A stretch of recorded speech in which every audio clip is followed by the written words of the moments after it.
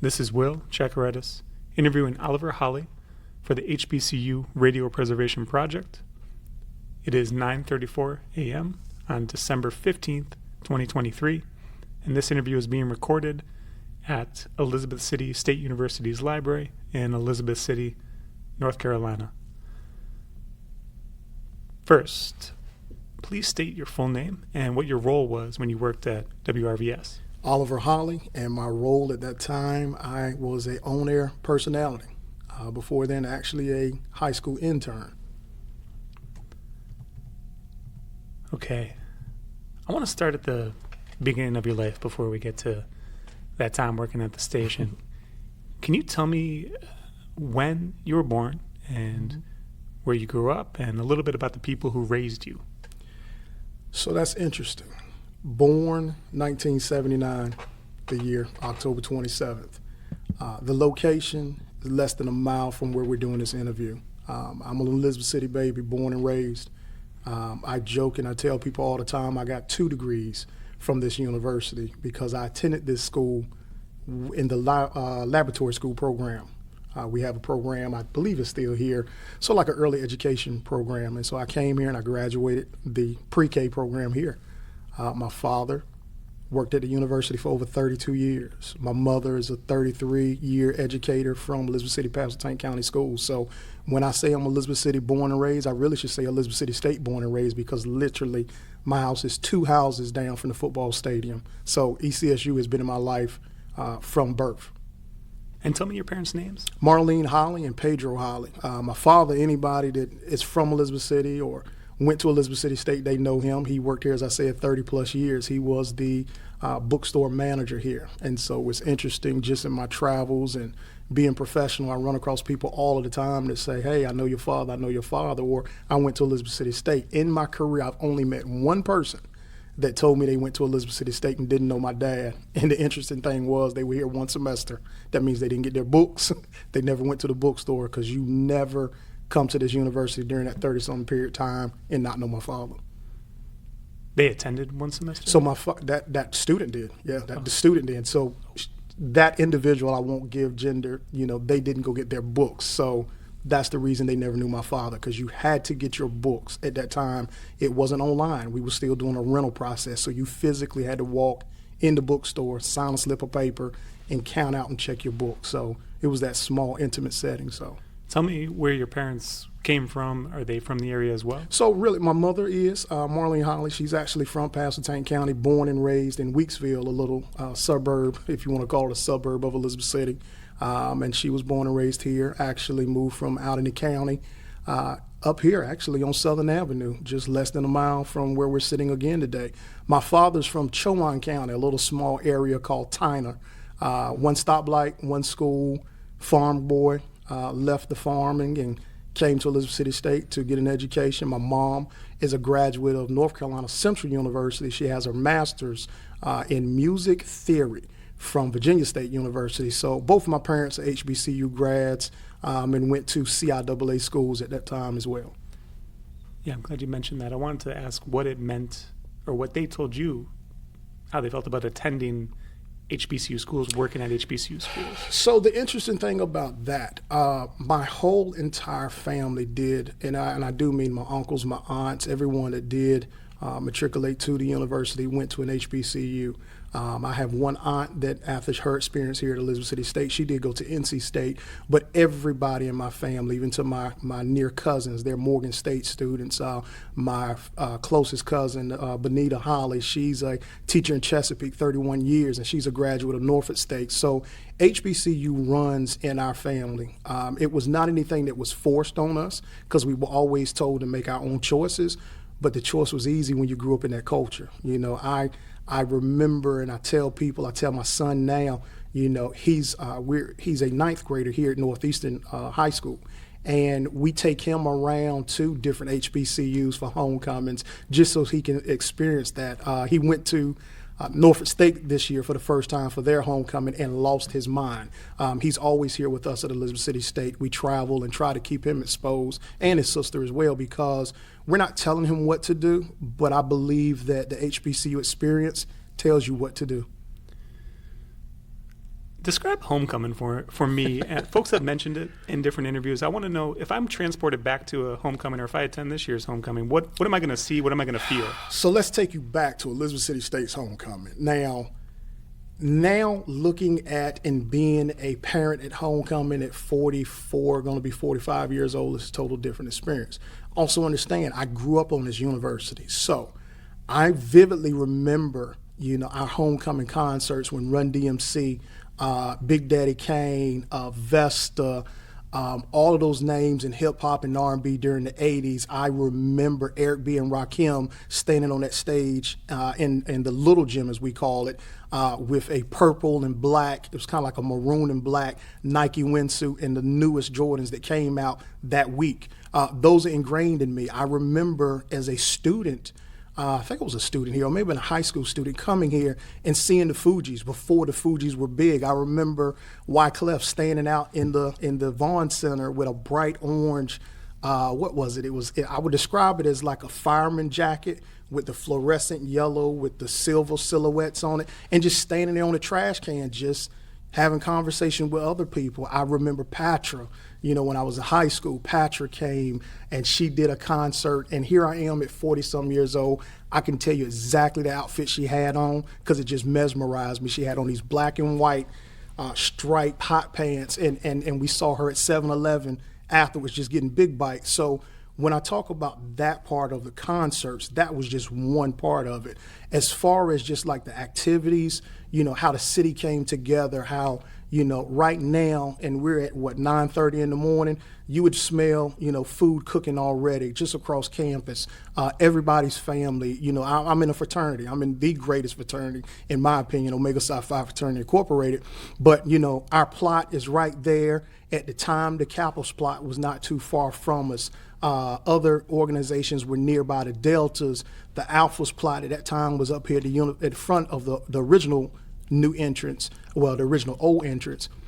But everybody circled around. Alphas were at the Q plots, Qs were at the Alpha plots, Deltas were it was just a big family. And so, being here, you saw folks that did not attend the university, may have worked at the university, may not even had the opportunity to go to college, but they experienced that experience because it was the biggest thing in the city. And it was like one huge family reunion. So being able to see your classmates, as I said, for me, my father went here back in the 70s. My aunts went here back in the 70s. My uncles were here in the 70s. So their classmates would come back. So you could literally have my classmates from 97, to 2001, in a conversation with individuals that were Vikings from the 70s. And so just passing on that knowledge, that lineage of the university, and telling old war stories, about where the old buildings were. And, I remember I got a gentleman, he was here, I believe Norman Cherry was here in the early 70s.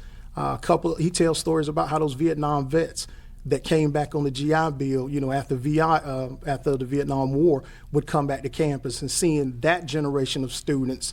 And as a matter of fact, now I think about it, that would have been the 60s. Just hearing that generation of students tell stories to us, younger guys, as they will see. So homecoming is an experience. And I'm just talking about Elizabeth City State.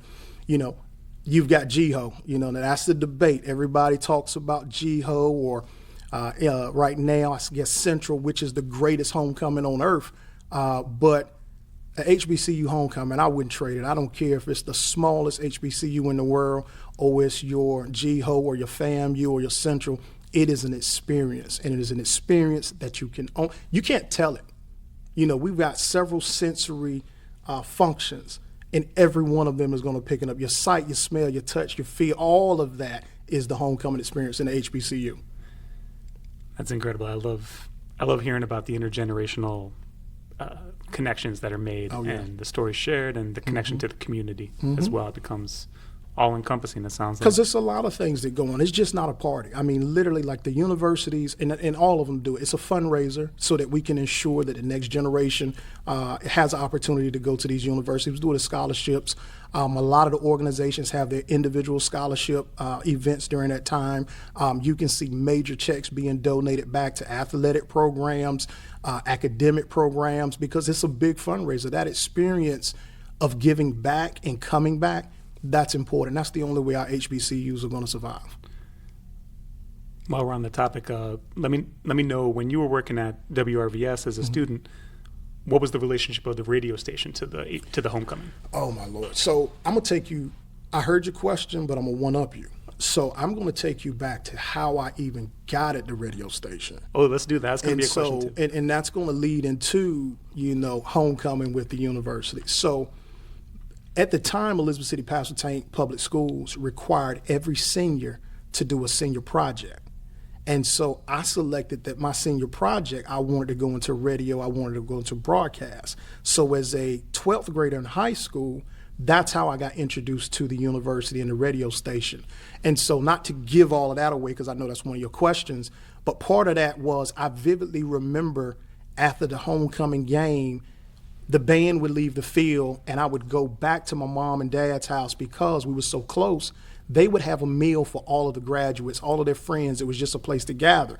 So homecoming, I vividly remember every radio in my mom and dad's house being tuned to WRVS and listening to specific songs. Like I'm one of these people where music takes me back to a moment and I can vividly put myself back in that moment. I remember my mom's radio on homecomings playing Grand Poobah.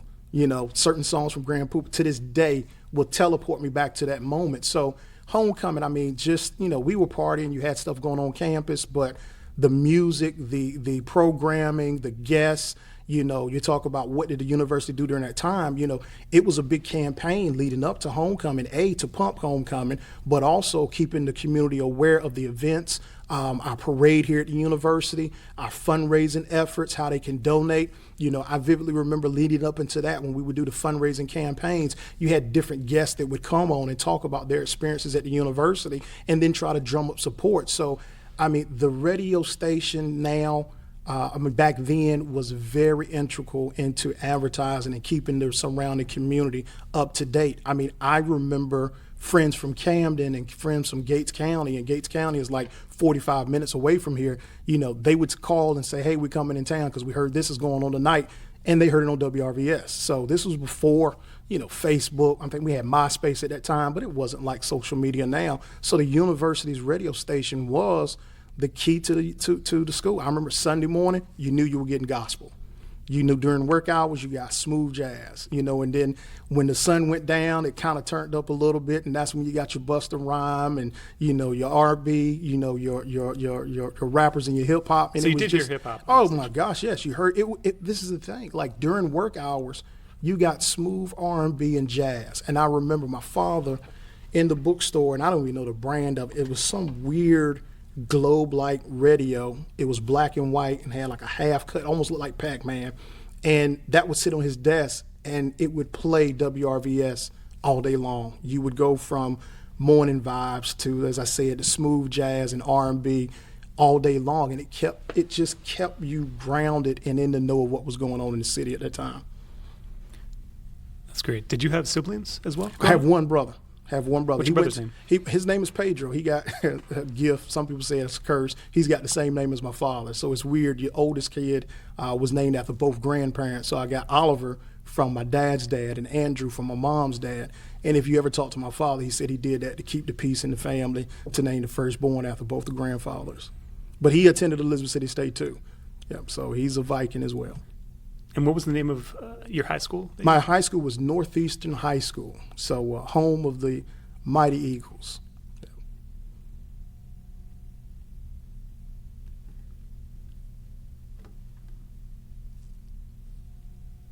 Okay, you've answered a lot of my questions already, which is good. Yeah, but we'll dive a little bit deeper. Gotcha, no problem. One thing I don't have is a problem to talk, and that's honestly was cultivated from the university. I know you're still checking, but I came to this university as an English major. I was literally about to ask, what was your major? It was English. I actually, truthfully, I'll tell the real story. Getting out of high school, I hated math. First of all, I wasn't going to college. I had no desire to go to college at the time. How come? Well, I think I was running. I was always kind of the black sheep of the family. I wanted to do something different. I actually wanted to go into the Marines. So at graduation, I went to take the test to become a Marine, and this is no knock to the Marines at all, but at that point in time, it was a 3-part test. And I put me in a room, and as you looked around the room, there were photos of those men and women in military situations. And so I'm sitting here, and I'm looking around, and I'm taking the first part, and I'm really trying. And in the second part, I kept looking around, and I vividly remember it was a picture of a soldier, Marine, taking a wounded Marine out. And I'm sitting here, and excuse my language, I was like, fuck this. I'm not doing this. I'm not. And so I took the third part and just went C. And I never forget, the recruiter was like, sir, you did good on the first 2 parts, but this last part, you didn't do too good on. You can come back, and I forgot what the timetable was between tests. And he said, you can come back in, let's say it was 30 days. That man's still waiting. It's been 36, almost 40 years. I've never been back, but I have respect for the military. So my dad told me, he said, son, you got to do something. You're going to either go get a job or you're going to go to the university. And so I wanted to go to Central because all my friends were going to Central. My mom went to Central. My granddad went to Central. And, of course, I grew up in Elizabeth City. I mean, that's all I knew. I wanted to leave. And at the last minute, I said, I'm going to go to Elizabeth City State. I had a great experience, as I was talking about, with my intern, with the university and the radio station, and really that was the driving force. And I looked at the interest manual. Back then, they used to give you this 3-inch binder with every program, and it would show you every course you needed to complete. And I looked and I saw English. I knew I liked my experience at the radio station, and it only took 1 math. And I was like, that's my major. So that's what drove me to be in English. So really, WRVS is one of the big reasons I swapped and changed my plans to become a student at the university, because I had a great time at that time. When I was mentoring, or when I was interning, I had a chance, Miss Edith Thorpe, she was the director of the radio station at the time, and I remember walking in her office, and she used to wear these glasses that would sit low on her nose, and she, I talked to her, and she said, well, we're going to get you with this guy here, and he'll be your intern for your high school chair, and Miss Kim can help you out. And I walked in, and this guy, I heard him on the radio, but I had seen him, but I never had a chance to interact because the university was always engaged, but I never really had a chance to talk to this guy. And then it was Greg Sampson. And then to learn it was really Greg Lange. And then he took me under his wing and showed me how the radio business worked between him, Miss Kim, and Miss Edith, and just took a group of really knucklehead high school students at that time and kind of molded us. And he taught us so much. Like, I vividly remember, this was before, I know when this comes out, you're going to have people that's going to be like, what in the world is he talking about? But there was a time that we used to get music on reel to reel. And Elizabeth City State, we used to joke as students, they would blank out every cuss word. I mean, you couldn't even say damn, but you had radio station up on the road in Norfolk that was a non-HBCU radio station. It was a private, and they could say damn, but we had to take damn out of our music. So with the reel to reel, you had to run it and move the reels to find it in the queue, and then cut and splice, and then reverse the tape on the reel to reel to have it. So when you would hear, rap music, and it'll be like, Missy had that thing, was like, and it was like whatever she said was backwards. Well, we were doing that physically. We were splicing and cutting and taping. And so I learned that from Greg. And then, just those nuggets, and just realizing how much of a comedian he was. And, he used to always tell us, you smile on the radio because people hear and feel your smile through that mic. If you get on the mic and you're, so people are not going to feel that. But if you're smiling, they're going to feel your energy. So that was one of the great things, like working with that gentleman, Ms. Kim, just talking about our presentation and how you talk, how you actually articulate on the radio. It was those things that I use now in my career. I left radio after, I think it was my junior year here at the university. But from a senior in high school all the way up until then, that experience, I remember all of those. I mean, they gave me, I don't know what in the world they were thinking, to give me my own show at one point in time. I used to do a night show, and I remember walking into Greg and Miss Edith's office, and they was like, you can't use your real name. You need to come up with another radio name. And I was like, a radio name? I was like, I just want to use Oliver. They was like, no, in radio, we come up with our own personalities. And Greg was like, you need to come up. And that's when I found out Greg's real name was Greg Lange. I thought it was Greg Sampson. And so I remember my name on his desk. He had a Will Downing CD and in a copy of the Daily Advance. And there was 2 articles. And one article was a gentleman in Elizabeth City had just got arrested and they had his mugshot. And that Will Downing CD was next there, and the gentleman's name was Keon, and I was like, my radio name is going to be Keon Downing, and that's how I came up with my radio name, just sitting there, and he bust out laughing, but that was my radio moniker, was Keon Downing, and that's how I came to that name. Okay, well, I want to get to your program, but first, so you were a high school senior when you first interned at the station? Yes, sir.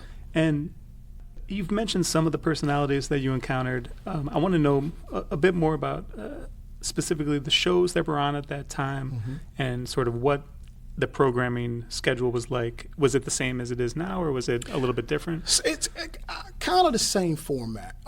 In the morning, of course, nobody of a generation, you don't want to hear too much thumpity thump, as I would say, in the morning. So in the morning, it was a lot of inspirational, let's get your day started type of music. It was a mix in that time of contemporary R&B. You got to realize during this time that I'm talking about in 93 to 97, 98, that's the time when you started having gospel music that was crossing over into contemporary music. That was the push of Kirk Franklin, your Yolanda Adams, those guests started going into mainstream radio, airplay. And so we used to joke on campus at night. There was a song by Yolanda Adams, and I forget the name. It started with "Alone in a Room," and I'm a horrible singer, but that song used to get pushed into the nighttime rotation, which was your cool, love-making music, I want to say. And here it is. We used to joke, you on campus doing wrong, and then here comes this gospel song to make you rethink the wrong you were doing. But the programming was pretty much close to the same. One of the things that we did do was there was a lot of, I'm trying to think of the term of it, but it was more like interviews during the day. There was a lot of like talk radio before it was talk, but it wasn't just this unfiltered, unhinged talk radio that you kind of see now on your celestial radio and your non-celestial radio, but it was more programming around guests coming in to talk about what was going on campus and what was going on in the city, but it was still intertwined with the radio format of music at the time. Well, while we're here, so I am curious, when you were a student, what kinds of issues came up on campus? Did you ever encounter protests, participate in anything? Was there anything going on socially that you want to mention? So Elizabeth City State, we've always had an interesting setup. During my time, as I said, I got here in 97 and I left in 01. We didn't have a bunch of social protests, but keep in mind during that time, one of the things that I vividly remember that was big was the Million Man March had taken place during my time at the university. And so you had individuals that were engaging in that conversation. There was actually groups of individuals that actually made that trip up. That was one of the big things at that time, was the Million Man March, and just, the university's approach to just cultivating us as men and as women.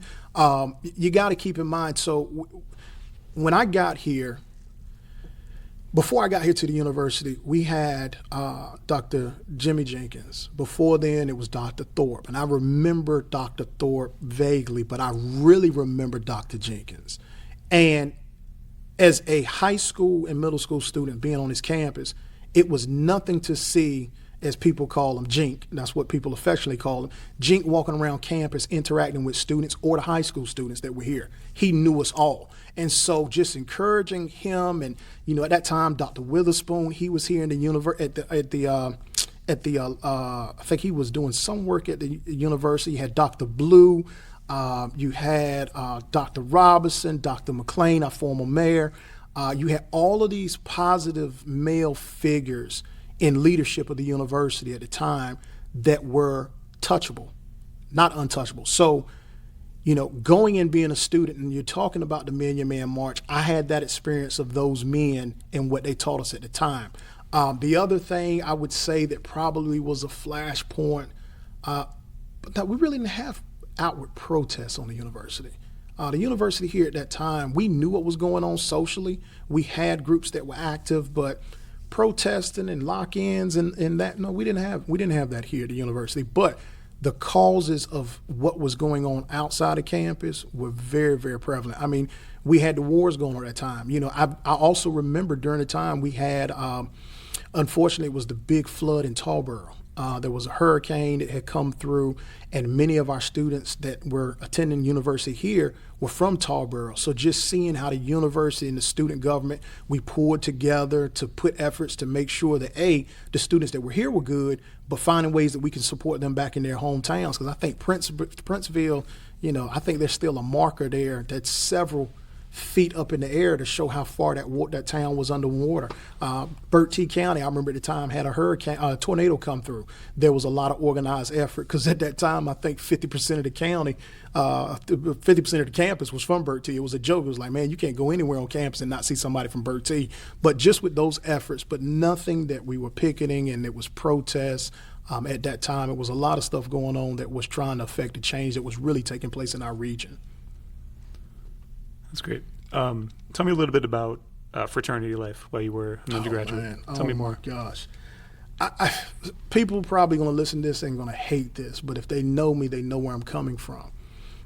I feel biased because, like I said, I was born and raised here. During the time I pledged the fraternity, there were a lot of my classmates or individuals that I knew from town that were in other fraternities. And it wasn't a situation where you were in this group, I couldn't associate with you, and you're in this one. It was all, we understood the same purpose. You know, we used to do joint parties together. I vividly remember working at the credit union with a gentleman. He's now a real estate, I might as well say mogul, Terry. And Terry was an alpha and I was an omega, and we worked at the bank together. And we used to plan at work, all right, man, we get out of here, which plot we going to? So we would have our folding chairs, and I'll go sit with the alphas on the alpha plot, or he come sit with us as the Qs on our plot. Now, according, you know, high school, college students, you're going to have little beefs, but pretty much all of the organizations at that time, I mean, we were really, really close-knit because we all came in together and we all stuck together. A lot of us went to high schools in the surrounding counties together, so we were all friends before we got here. And even to this day, back to the homecoming conversation, those same people make a point to find that same crew from, 25, 30 years ago, because it's just how it is. So, but the fraternities at the time when I was there, and they still do the same thing, sororities, the reason I'm here today is my wife's sorority, Delta Sigma Theta, the Delta Chi chapter, and the Elizabeth City alumni, she gets me, chapter. They're celebrating their, I believe, 75th anniversary this weekend. So you got a generation or years of those Deltas that are coming back from Delta Chi and Elizabeth City to celebrate their experience, not only in this city, but in this university. So there's not too much that you think about that you want to go back and revisit, 30, 40, 50 years after you've done it. But the sorority and fraternity life is something that continues in our culture that goes through. Yeah. I'm going to get to your show, but I want to first know if there were any additional mentors from Greg to Miss Kim. And what was Miss Kim's last name? Lord, and you would ask Miss Kim's last name. I feel bad and I've lost her. Yeah, but we just called her Miss Kim. Tell me about more about your mentor specifically and why that was important at the station. Well, and I'm gonna go back. There's one other you said about other mentors, and this person is I won't say was a mentor per se assigned, but kind of was the driving understanding about radio too. And so growing up, there was an on-air student personality that was a student here at Elizabeth City State while I was an elementary, middle school, and high school student, but I think it was really middle school and high school, by King Kawani. And he had a Rastafarian accent, and we used to copy his intro to, 1899, Black Sugar 99, ECSU, in that strong Caribbean dialect. And he had a show that exposed all of us to reggae music. Because also keep in mind, we're talking about, that time period of Shabba Ranks was on the scene, Mad Lion, Buju Banton, those individuals. This was way before, Shaggy.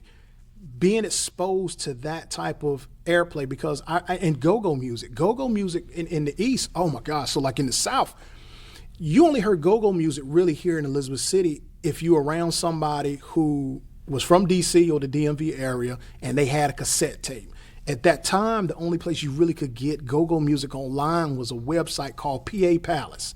And I think it may still be there, or you could download, I think it was WRHU, Howard University's station, and if you had enough signal, they would play and had a go-go segment. So being able to have the radio personalities to come down and bring and expose us to the different music, DJ Cool, when DJ Cool hit, Put Me in the Water, that was played on WRVS all the time. So I know you asked about mentors, and I started talking about King Kiwani, but that was an unofficial mentor because I listened and I understood what that job was at the time to expose us to music genres that in Elizabeth City, you only had one store where you could buy tapes and records. And that was one place.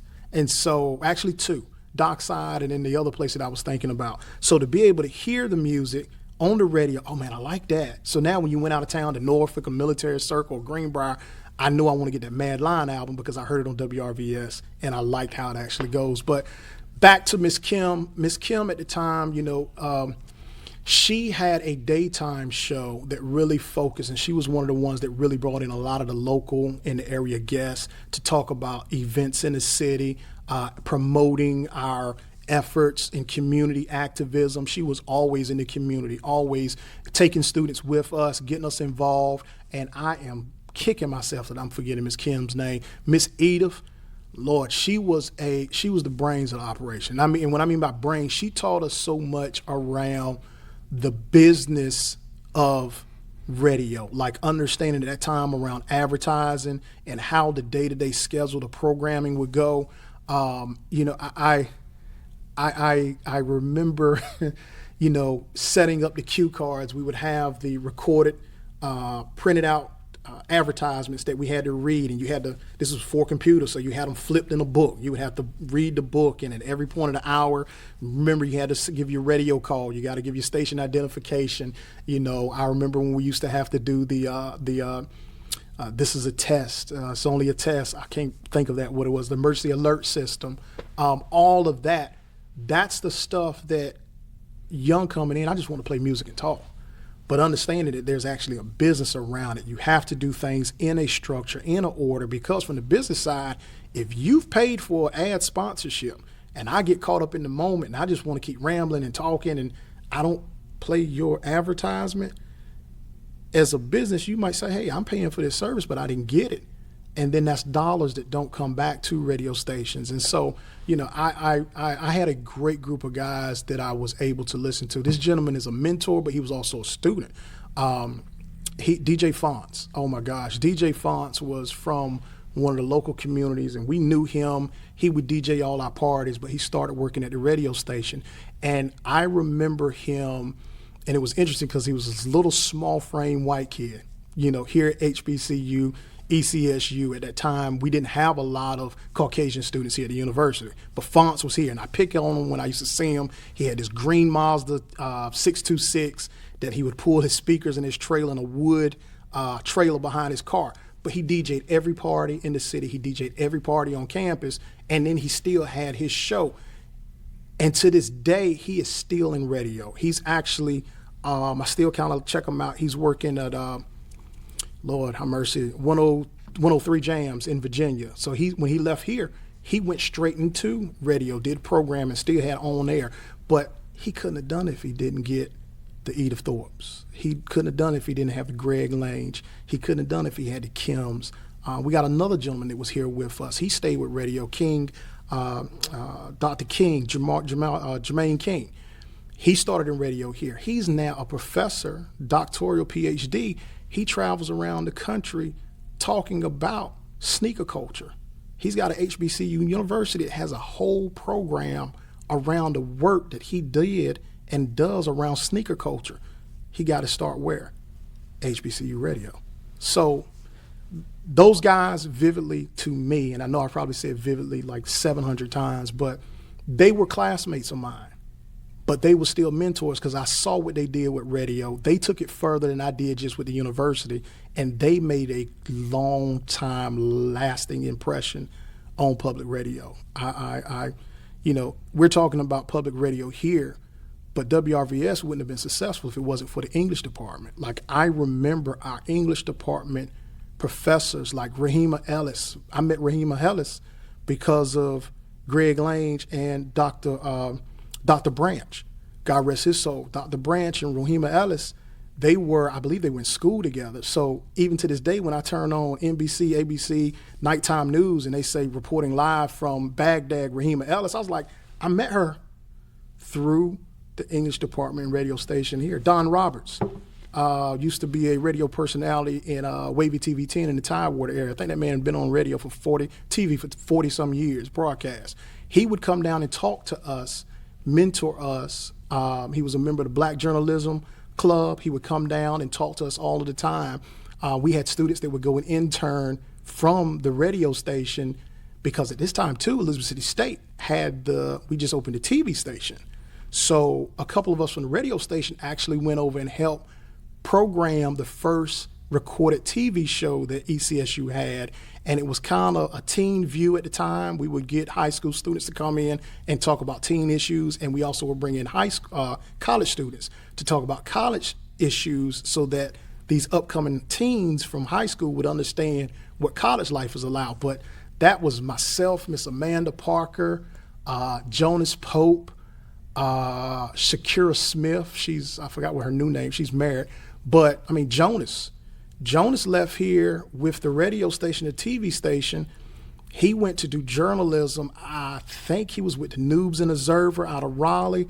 I think for a couple of years, he was the head reporter for NC State athletic program. These are all individuals that came through the TV and radio station here at Elizabeth City State University. So my mentors were seasoned, and my mentors were my classmates as well. It's an incredible legacy. Mm-hmm. Did you work with Dorothy Keith at all? Yes. Tell me a little bit about her. Miss Keith was kind of quiet, but she was one of those that was a rock that kind of kept your feet to the fire to make sure that you were doing what you needed to do too. Amazing sense of humor, just brilliant people here. Yeah. And did your path ever cross with David Linton? He was the initial GM before Miss Thorpe. No, I don't remember him, because when I got to intern and to the radio to have my feet in there, Edith was all I knew. Mm-hmm. Miss Thorpe was all I knew. Now tell me the name of your program that you hosted, and what your programming was like, and what you really loved about it. Well, I remember the TV program we did was something around teen issues. My radio show, it wasn't that it was a dedicated Oliver Holley radio show. It was just I had that time slot in the evening. What time? Oh my gosh, it was 6 to 9, and then I actually got switched that we went longer, and I think I would go 6 to 10. But no, 8 to 10. But it's funny now that you asked that, something just came back to me. Oh my gosh. So remember, we didn't have iPads, we had a couple of computers in there. I remember all the computers in there were still green screens, they were black with green writing. And we had this, I called it the DAT machine, and then maybe, I don't even know if that was what it was, but it was where all our pre-recorded sounds were. And it was these white, buttons. And so the DAT machine would come up, black screen, green writing. I would play a song. I would keep my mic off to make sure that everything in the outside, in the studio was off. You just had the outgoing sound. I'm in there one night, it's about 9:30, 10 o'clock, and I'm going through the DAT machine, just playing all the new sounds. And one of the sounds was a woman screaming. And I was like, man, that sounds weird. So I kept hitting it. 5 minutes later, boom, boom, boom, boom, boom, boom, boom, on the station door. And they at the side door. And I was like, who is at the side door? So we never unlocked the side door. So I had to go through the secure door, go to the front office, and I looked, it's campus security. And they was like, what's going on in there? We got women screaming. And I was like, what? They was like, I said, oh, I forgot to key the DAT off. So the woman screaming sound was going off on live radio. And I mean, it was an all points bulletin. They thought something was going on. So that was just a key to myself to make sure that I hit the right buttons in radio. But that was, you're talking about a memory of show. That was the memory of the show, was making sure that I learned to cut the outgoing sound and had all of my buttons queued up correctly so that I was not sending the DAT machine sounds out. Did you have a name for the show, or was it just the Keon Downey It was show? just the Keon. It actually, the show didn't really have a name. It was that I had was just that night programming of music, and then it was Keon. It wasn't the Keon Downing show. I never had a signature show. It was just a time slot that I was afforded to have. Like I said, that was the time. But I think it was Teen Talk was the TV show. I believe that's what it was. But this was almost 30 years ago. Was the radio show 5 nights a week? Was it once a week? So the show was always on. We were always scheduled on a schedule where I may have been on 2 to 3 times a week. As a student, I didn't have the opportunity to do it as a 5-night show. It was kind of like, you had this slot.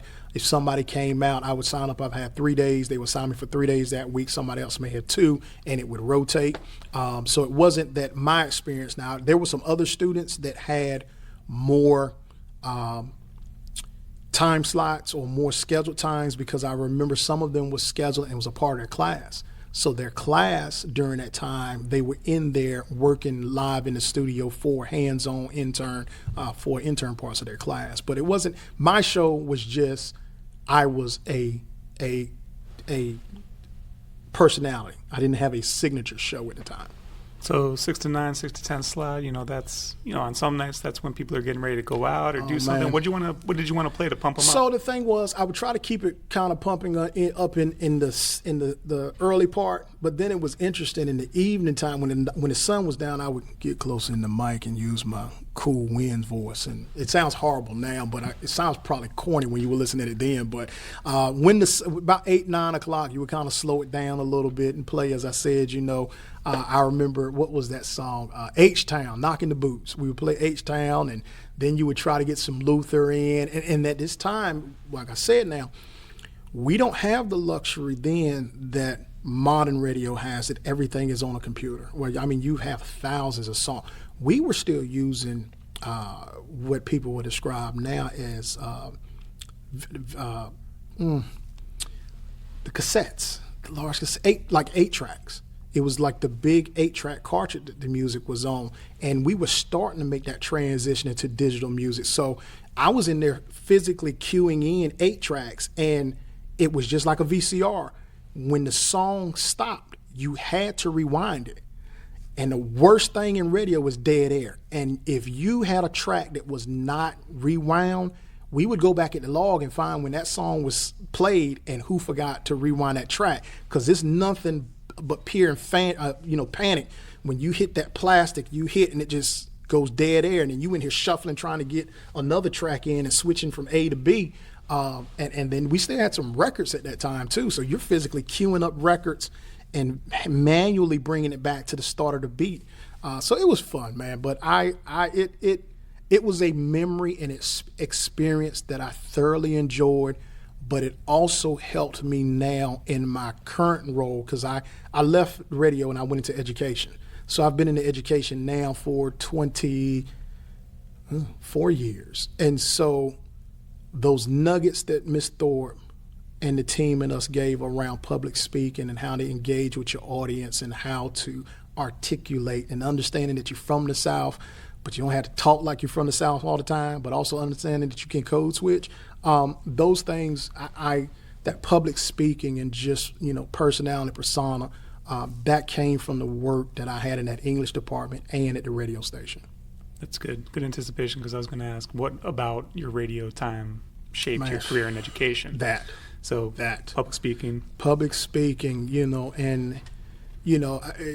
we're talking about public speaking from the radio station, but we had a professor here at the time, Dr. Dewana Downs, I think her name was, Jamaican professor. Oh my gosh, she had the most, you would close your eyes and just listen to her talk because that patois. And I think she left and went to Norfolk State. And I don't know where Dr. Dawes is now, but she was very keen on making sure that all of us understood public speaking, not just the students that were in the mass comm program or track, or the students that were in the radio station or the TV.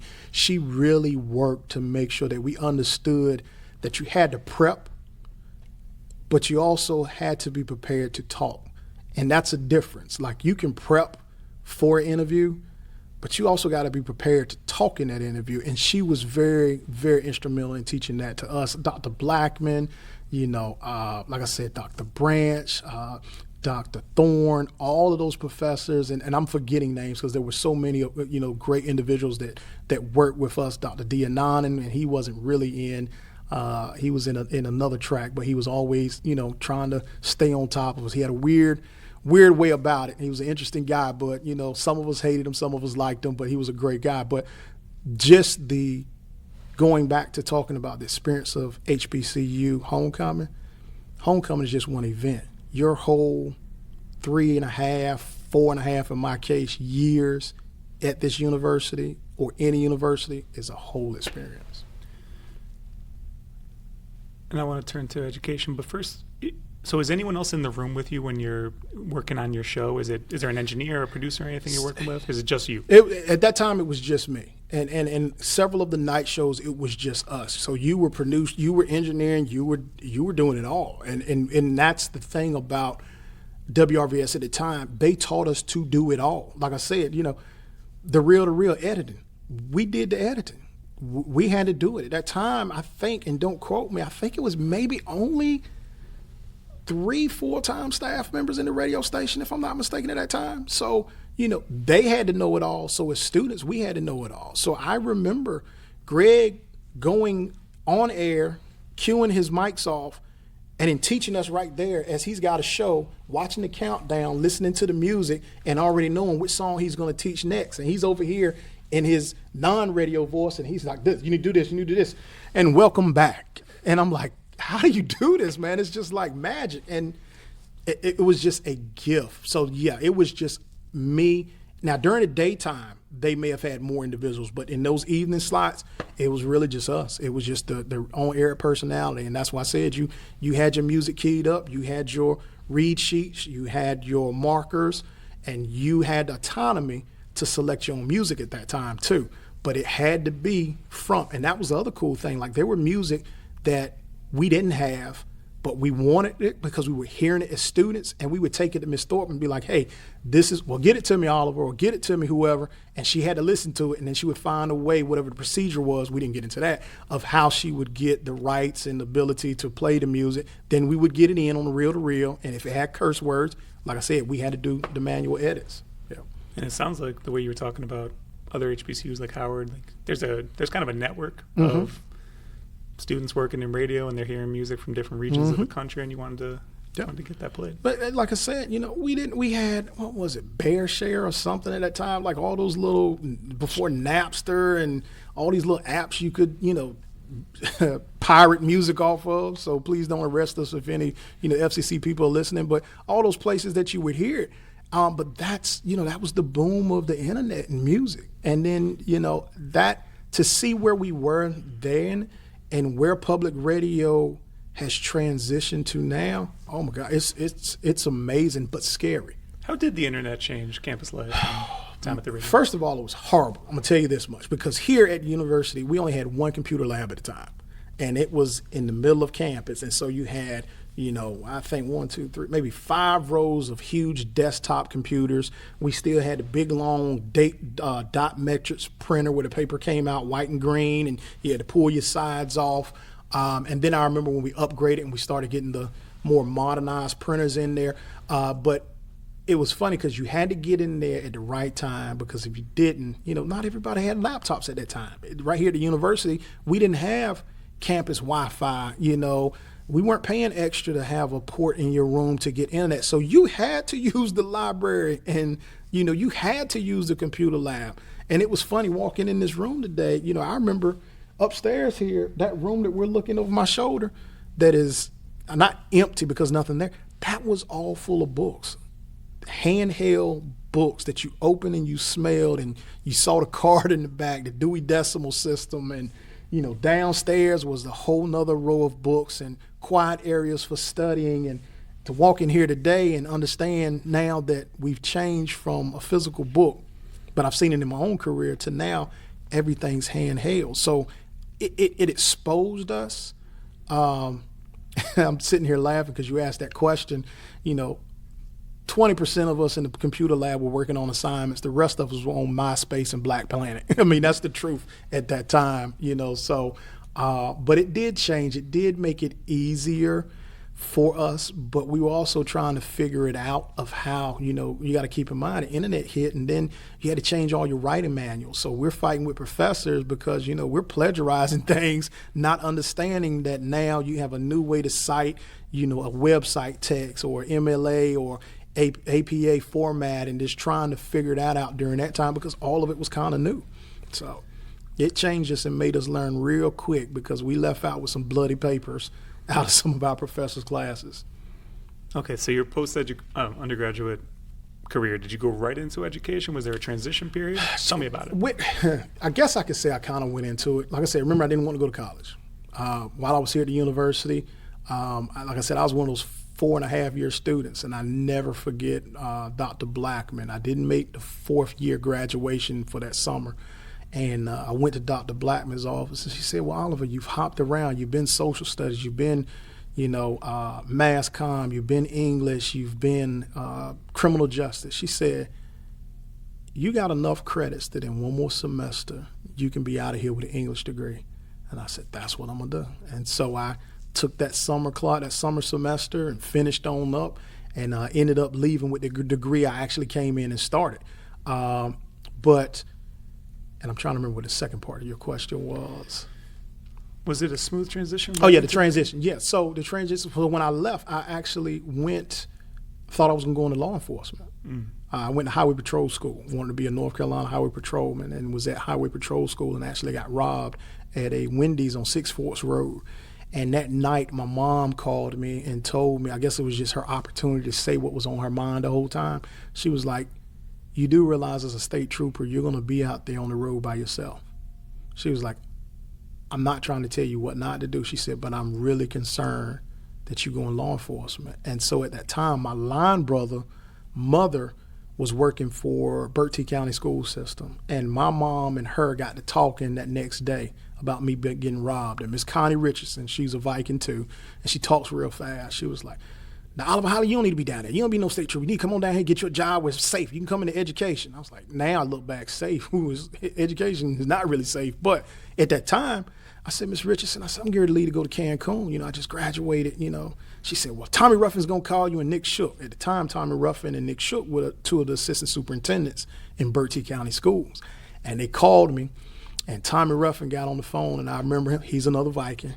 Oliver Holley, you need to come down here. This very deep, baritone voice. And I said, well, sir, I'm heading to Cancun. I can come back next week. So I went in, met with him and Nick Shook.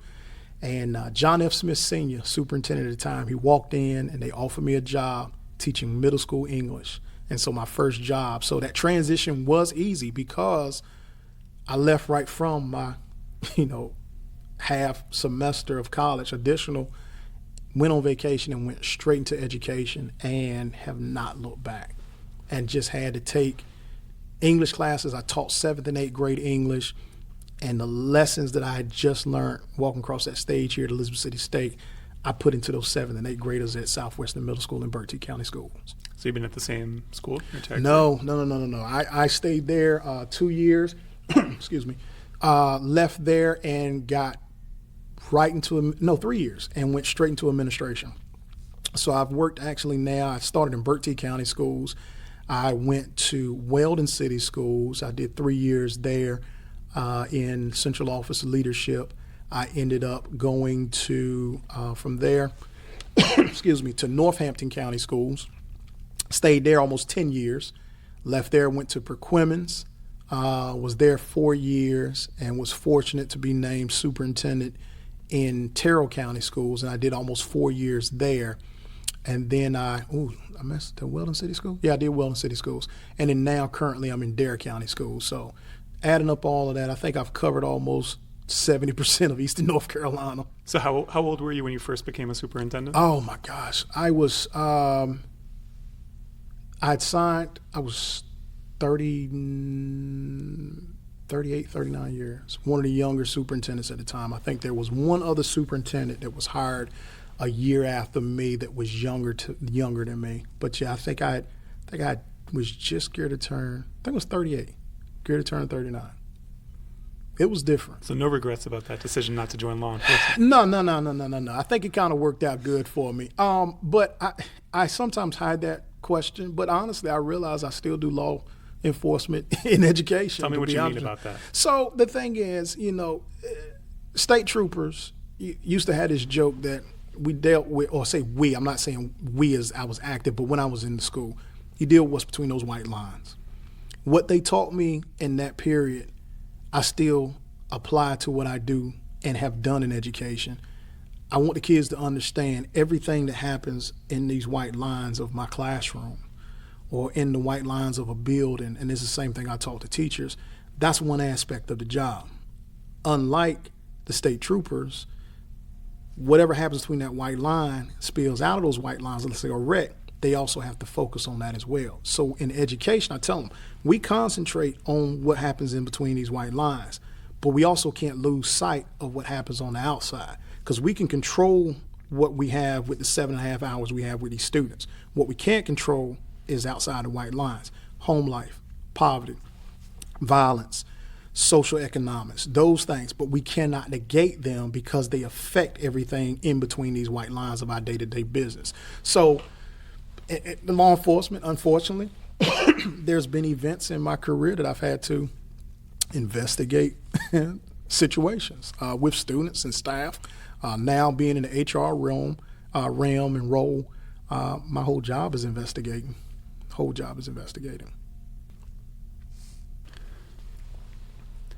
So you touched on it a little bit, but what are the demographics like? Thinking as an educator, as a superintendent, what is the student population like? Tell me a little bit about this area of North Carolina. I'm interested in questions like race and class, and you mentioned poverty. So tell me a little bit about this area in that sense. That's an interesting question, because let me backtrack for a second. So working in Bertie County at that time, Bertie County schools was very, I would say, and it's a guesstimate, and I know that's not a real word, but it's one that I like. I'm going to guess that we were at probably 80% African American at the time I was working there. A lot of our other population of students that were not of color were either, this was before homeschooling, charter schools were a big thing. They were going to private schools in the area. I left and I went to Weldon, that at that time, Weldon City Schools, even to this day, was 99.9% African American students. You did have a high rate of poverty in Weldon City Schools. True then and even to this day, Weldon is one of the few school systems that are in one county but has 3 school systems. If you look in North Carolina, you've got 100 counties in the state of North Carolina, but you have around, I think it's 116 school systems, because let's say Halifax County has Halifax County Schools, which is also 99% African American. Weldon City Schools, that is also 99% African American, and Roanoke Rapids City Schools, that I think the last time I looked is like 7% African American.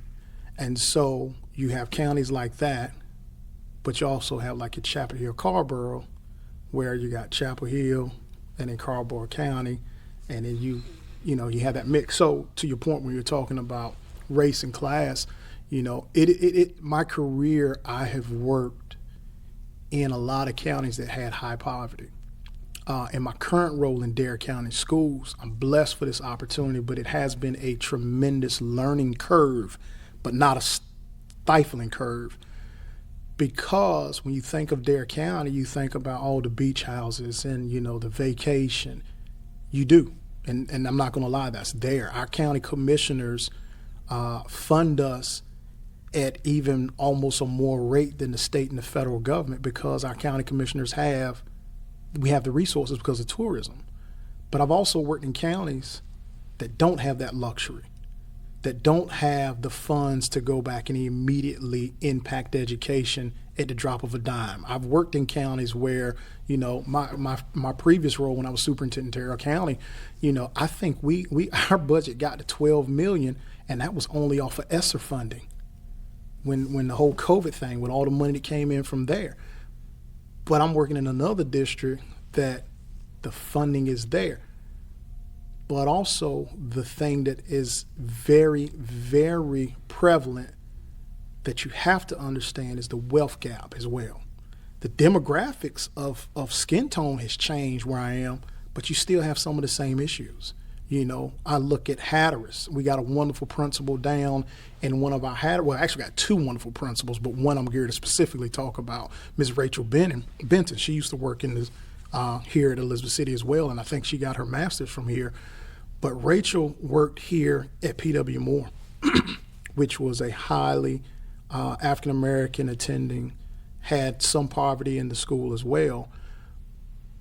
But in Hatteras, we don't have many kids of color, but we have some of the highest ACER scores. We have some of the highest traumatic incidences with students that are far above the range that you may see in a place where you may think, well, okay, that's highly African-American and poverty. I know there's got to be problems. No, there's problems everywhere. So she's down there trying to overcome, you know, students that see people with drug addiction, students that are dealing with in-home trauma, students on a large scale that are dealing with wealth disparities and gaps, seasonal workers because of the industry down there with fishing.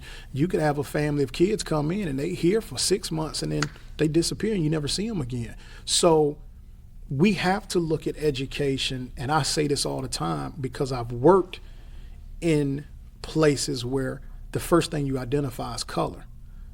And that's easy. But poverty sometimes can be hid. You know, I know we tell, I do some work with a food bank. Well, actually, I'm on the board here for the food bank in of the Albemarle. And we tell people all the time, you know, just because you may be somewhere and someone pulls up in a brand new Cadillac to get a food box, don't think that they don't need it because they're driving this Cadillac. You may not realize that they have that Cadillac because it's paid for, but they are dealing with poverty and they don't have, that's not an expense for them anymore. So poverty is something that, you know, we've got to really continue to address it because there's a great delineation and a great correlation actually between poverty and how it affects students of all colors when it comes to education. You know, Elizabeth City State, when I was here as a student, one of the big things they had was incentive scholarships, trying to find ways to get those first generational students to come to the university. Even now, we're one of the universities, I think our tuition here at ECSU, I think now you can get in if you have the right qualifications, and I think tuition may be $500 a semester. That is amazing when you start talking about breaking generational gaps in access and equity. Thank you for that.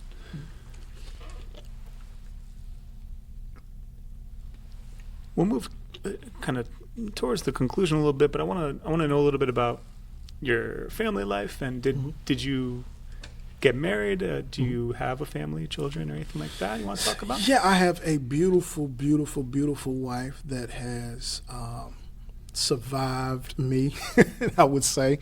Natasha Holley, she's from Bertie County. It's real strange because her friends pick on her all the time and say that she married her father. Her father was an assistant superintendent for a school system. Her father and I kind of had some of the same mannerisms and, you know, just we loved people. We love helping people. The only thing that I probably didn't pick up from him is he was a pastor. So I didn't pick that trait up. But my wife, Natasha, like I said, she's from Bertie County. You know, like I was telling you, everybody at the university at that time was from Bertie County. We met here. I met her actually when she was a high school student. I was a sophomore here. And one of my brother's friends in high school came to visit him, and Shanae was a tag-along. And so I'm asking her, yo, what's up with the girl in the car? What's up with her? She was like, that's my girl. She got somebody. I was like, well, what's she going to do? She going to college? She was like, she might come to live. I said, well, let me go ahead and talk to her. So I talked to her, and she was not studying me whatsoever. And so when she got to the university, it was 1999. I had just crossed.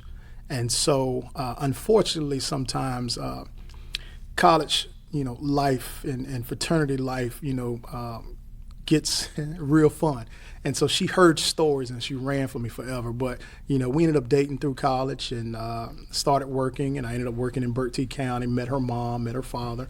And I realized one day that maybe I need to straighten up and get myself together and spend the rest of my life with this young lady. So when you talk about college love, that's where it happened here at the university. And then we were blessed to get married. Ended up having 2 wonderful kids. My son, Aiden Lee Holley.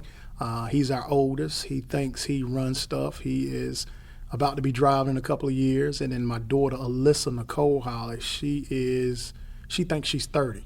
But those are my 2 kids. Those are the only ones we have. And we just recently moved back here to Elizabeth City. So it's just fortunate being able to expose them to some of the college life that I had growing up here as well. And what does your wife do? So, excuse me, she is part owner of a private-owned mental health facility. Was interesting. She left Elizabeth City State and went to ECU to do her master's. Part of her master's program, she had to do an intern. She got placed. The place that she got placed, something happened. Don't know what it was, but I now know that it was God. It did not allow her to be placed with that organization. They ended up changing it and putting her with another organization, and she ended up with another mentor. And through conversations with the mentor, they found out that he was from Hertford County, which is adjacent to Berkeley County. It's almost like a stone's throw. And they got to talking and ended up, she came home, she said, hey, my mentor, he's got this bright idea. He's been doing some work. He really sees my potential, wants to know, could I partner with him, to kind of expand and start this business? And they did. And we ended up opening the first business. It was her as an employee, him working as a part-time employee, and one lady answering the phone, and another therapist, and my truck and a trailer. And now from there, they are now covering, I think she told me last week, I think it's 32 counties in the state of North Carolina, providing mental health services to individuals and families that need it. So she's been doing that with integrated family services, and it's branched out from that to nonprofits and to just philanthropy work and, guest speaking and working with other students in the realms of mental health. So that's what she does. What would you describe as your proudest accomplishment from your time at Elizabeth City or working in radio? Man. And you can take it into your post-undergrad career if you want as well. I think my proudest moment in working in radio at Elizabeth City is still happening. Because I'm going to go back, I dropped about 4 names earlier of my classmates that stuck with it. And seeing how they took this little education at this little local radio station that maybe got pushed out maybe within an hour's reach. So these folks have made a career in broadcast. Like I said, Fonts is still in radio. Jonas, he's still in journalism. King, like I said, Big Mail, I'm just sitting here, oh my gosh, I forgot about Big Mail. Big Mail was working at the station. Oh my Lord, I'm losing his name. He's in the radio, he's been doing it. He's out in Seattle, Washington. Big Jacundi Salisbury, just seeing what those individuals have done. So that's something that I won't say is my biggest accomplishments, but it's something I like seeing because I just like seeing other people excel. If I had to personally put it to myself, I'm going to be honest with you, it would be completing that senior project and driving me to get out of high school and go to college. Because like I said, WRVS, really that experience with Greg and them is really what made me decide I wanted to go to college. So with that, and then I guess if I want to take it professionally, how the university prepared me to be able to secure the jobs that I've gotten in my career. I'm not done, but of course becoming a superintendent before 40 was something that I had no clue would ever be for somebody that never wanted to go into education, especially for somebody that never wanted to go into public education, didn't want to go to college. But understanding that somebody like that has made it to this has to share that with the other kids that are in the same situation. I'm not saying that everybody has to, and I tell my staff and I work with folks all, everybody's not cut out or going to go to college. Our job is to prepare them to make that decision that if they do, they're prepared. I tell people all the time, education is that one career. We train everybody to go out to make more money than us. And the truth, you think about it, we really do. And our joy and our paydays in education is when we see our students become successful. I don't care if they're the CEO of a Fortune 500 company or they've opened up their own, local business, or they're staying out of trouble. Those are the successes for me at this age of, halfway through my career. Well, not halfway, but I got maybe 6 or 7 years I'm going to give and then I'm going to retire. But that's what I like seeing is the fruit of my labors of the young ladies and the men that I've touched over the 24, 25 years in education. So what words of wisdom would you pass on to a newcomer in radio, a student today? Newcomer, words that I would pass on. Be the sponge, absorb it all. Listen, learn, because even if you're starting in radio, even if you don't stay in radio, everything that you learn in radio helps you for everything else you're going to do. That would be what I would pass on to the next generation. And how do you want to be remembered, both, for your time at WRVS, but also just as a man in this community who's contributed quite a bit? I think if I would want to be remembered for my time at the radio station, my time at the university, and my time in life as someone that did it all to help someone else.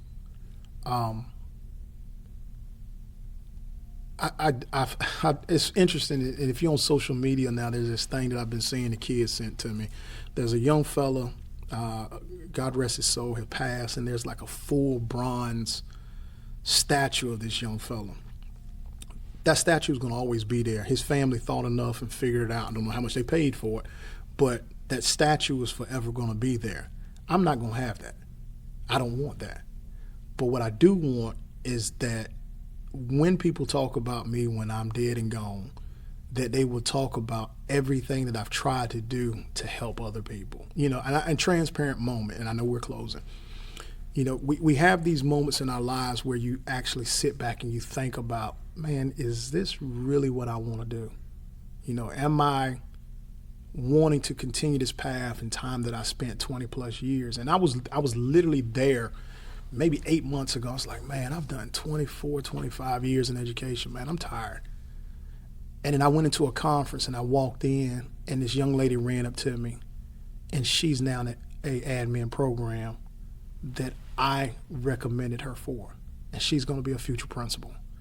I went to a church service a couple of months back and ran into one of my middle school students who I hadn't seen since I left that middle school. She's now a principal in a very large school system in the state of North Carolina, who was a finalist for Principal of the Year. And I'm looking at the little girl I had in my class at 7 years old.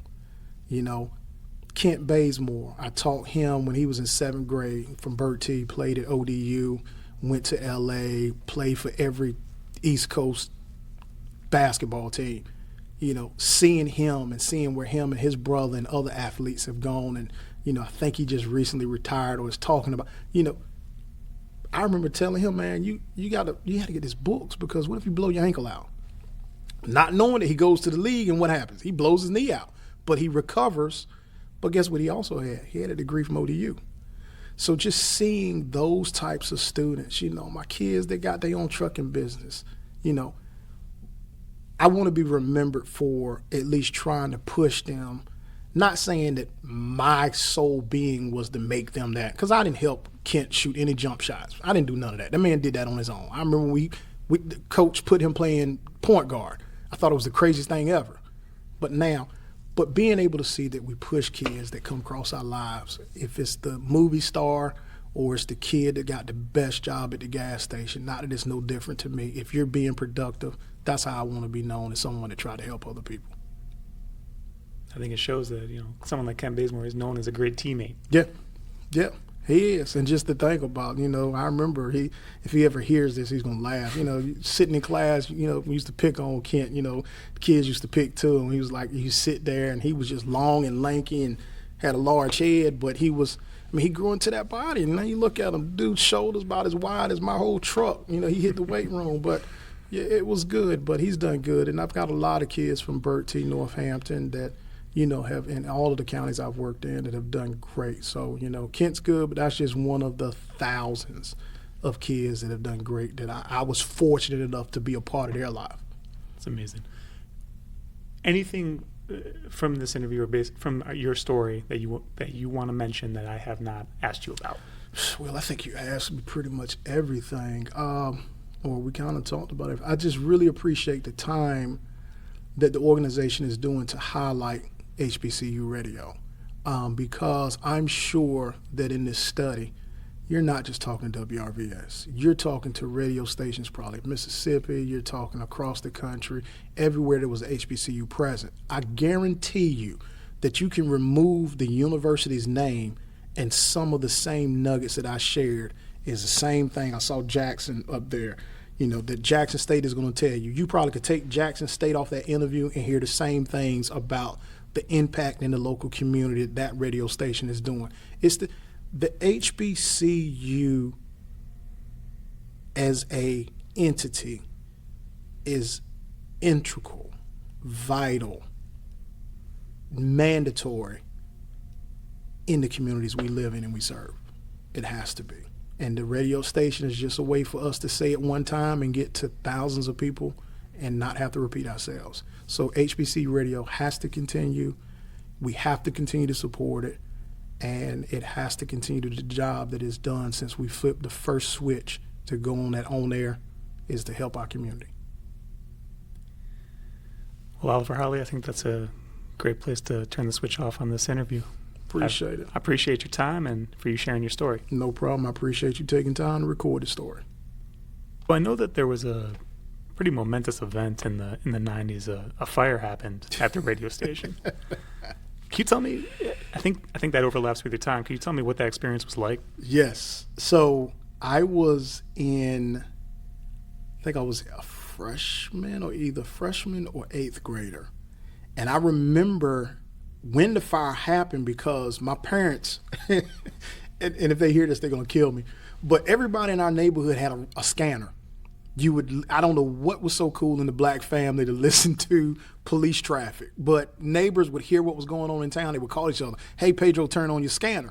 And he heard that the radio station was on fire. And we came out here and we could see the blaze from the house. And so when that radio station went down, and go back to my earlier part where I was talking about how integral WRVS was in the community, when that radio station went down, you had black families at the time that were so used to the programming of WRVS, we were panicking because there was no other radio station in Elizabeth City that was catering to the African-American experience. And so waking up in the morning for school, like the first thing I would hear in the morning was WRVS playing. And to wake up after the fire and you don't hear WRVS playing, it was weird. And so I remember when the radio station was able to transmit, they played Fire, the song Fire, dum, dum, dum. What was that, the Commodores? Whoever it was, they played it on repeat for like 2 weeks because we couldn't have anybody they were still building it, but they were able to transmit, and that song played on repeat 24/7, and it was like, God knows, turn it. But I kind of found it being an irony and just like a kind of funny thing that the first song that y'all chose to play on a loop was Fire. But literally when WRVS went down, it was a true sign or testament to me as a kid of how important it was, because my morning routine was set to getting up and hearing Greg Sampson in the morning. And for the time period of the fire, I got up and I didn't hear Greg. And I remember that little it was a brown radio, maybe about 3 inches thick, and everybody's probably had one. It had that false wood paneling on the front and the black background and the red letters.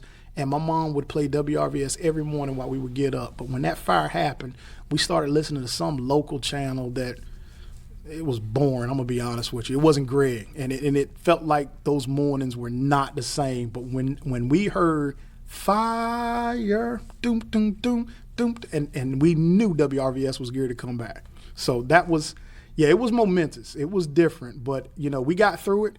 The station came back bigger and better. But yeah, it was a bad time. It was a sad time on the university, and I can't even imagine how it was for the employees at the time, because that was their livelihood. We just listened and enjoyed. They enjoyed putting it out there for us. So yeah, it was a sad day in Elizabeth City in the region when that radio station burnt down.